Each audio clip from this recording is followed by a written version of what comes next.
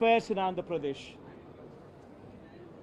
You have a government in place where within 45 days of coming into power, you have a situation where more than 30 people have been murdered, where you have more than 300 people on whom you have assaults taken place, which led to attempt of murder, where you have more than 560 properties, private properties vandalized, where you have more than 490 government properties also vandalized, where you also have more than 1,000 cases, where you have a situation of assaults taking place. Private properties destroyed. People walking into the houses, destroying the properties within. Where plantations have been destroyed. That is the plight of affairs in Andhra Pradesh. In fact, you have people like Chandrababu Naidu's son, Nara Lokesh, displaying a red book, where he displaying a red book is actually captured in the form of hoardings and displayed all over the state. And the contents in this red book are a list of officials, a list of politicians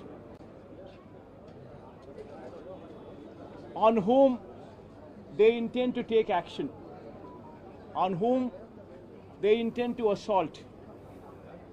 And this kind of hoardings, starting off with Chandrababu Naidu's son, blatantly being displayed all over the state in Andhra Pradesh, where you have a situation where you're giving instructions to the police that our people would vandalize, our people would kill, our people would assault, and there should be no action taken on them. When you have somebody like Nara Lokesh, Chandrababu Naidu's sons, holding this red book, and this red book being captured in the form of hoardings. Now think about what kind of message it is sending. Now he starts off with a red book at the state level.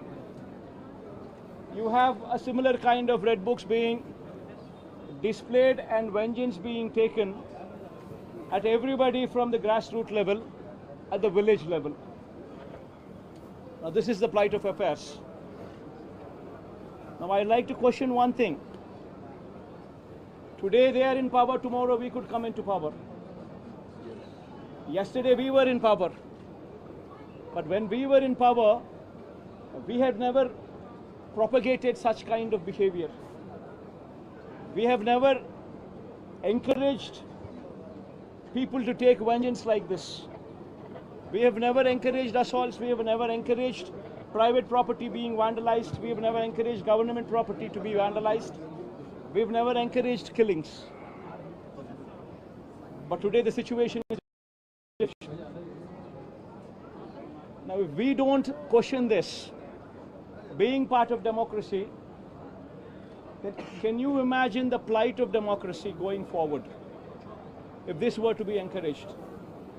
I urge the entire media, the national media especially, I also urge various parties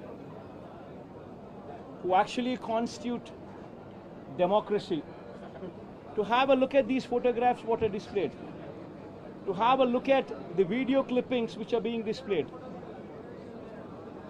Have a look at them and then ask yourself, is this what we want from democracy? You have various photographs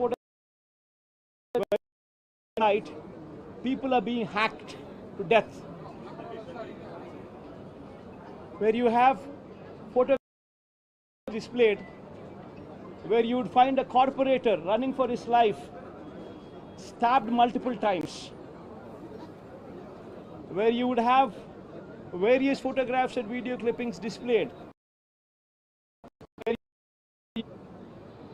An MP, a member of parliament, touring his own constituency, visits a house of another MP who's also stationed in the same constituency, his house being garroted, stones pelted, his cars demolished, his cars being burnt.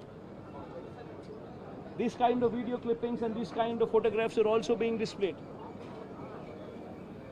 You would find various photographs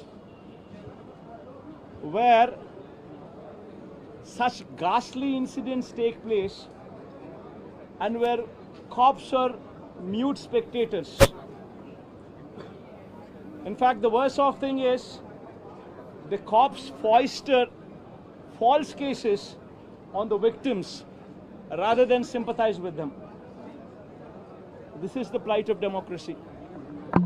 I urge the entire media, and as the day goes by, various leaders from various political parties whom we had requested to come over here to actually look at this protest, to actually look at this photo gallery protest which has been organized, displaying these photographs, displaying these video clippings, to please have a look at it and raise your voice. Because if we in democracy do not do this, then none can protect democracy. We would have to question the plight of democracy. If this were to be encouraged, what would be the plight of democracy going further? I request all of you to have a look at it. Question yourself, introspect yourself, and please take it up as an issue to question whether these kind of acts are to be permitted in a democracy or not. This is my humble request. I request all of you to have a look at it. Question yourself, introspect yourself, and please take it up as an issue to question whether these kind of acts are to be permitted in a democracy or not. This is my humble request to the entire national media, to the entire parties who actually form democracy in the parliament.